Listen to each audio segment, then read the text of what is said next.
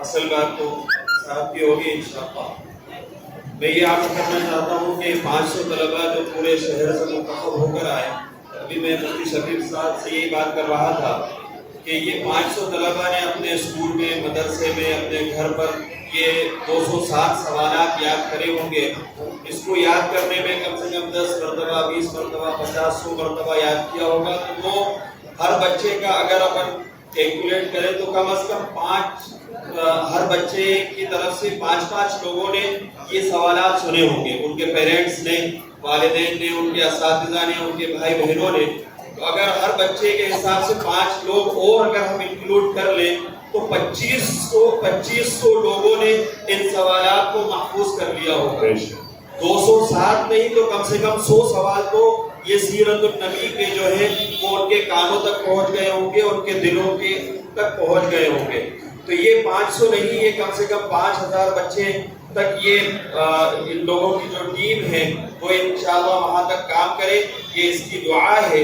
اور ایک گلہ رہتا ہے اور شکوہ رہتا ہے کہ ہم اسکول کے پروگرام وغیرہ جہاں ہوتے ہیں تو وہاں پیرنٹس بھی جا رہے ہیں اور دادا دادی بھی جا رہے ہیں، نانا نانی بھی جا رہے ہیں.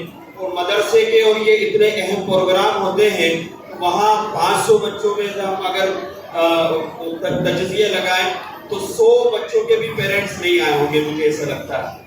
تو یہ پابند کریں بچوں کو. یہ مدرسے والوں کی ذمہ داری نہیں، مکتب والوں کی ذمہ داری نہیں کہ اپنے بچوں کو اکٹھا کیا اور لے کر آ گئے، بلکہ والدین کو متنبہ کریں، متوجہ کریں، اس کی اہمیت ان کے دل کے اندر بٹھائیں کہ یہ کتنا اہم پروگرام ہے.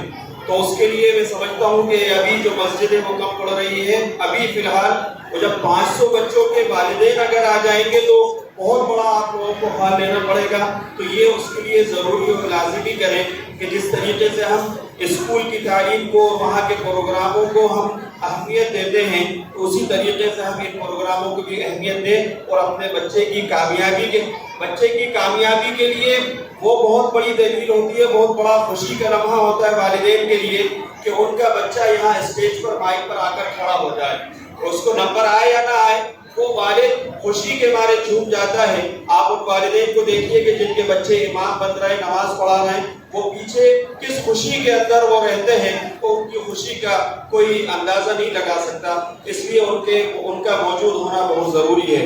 میں مبارکباد دیتا ہوں تمام ڈاکٹر مفتی عرفان صاحب اور مفتی فیاض صاحب، مولانا انور صاحب اور خاص طور سے ہمارے قاضی صاحب نے جن کی سرپرستی کے اندر یہ پروگرام ہوا. اللہ عز و جل ان کی عمر میں برکت عطا فرمائے اور ان کا سایہ تاج اس پوری امت پر قائم و دائم فرمائے. صحت و عافیت کے ساتھ. جزاک اللہ.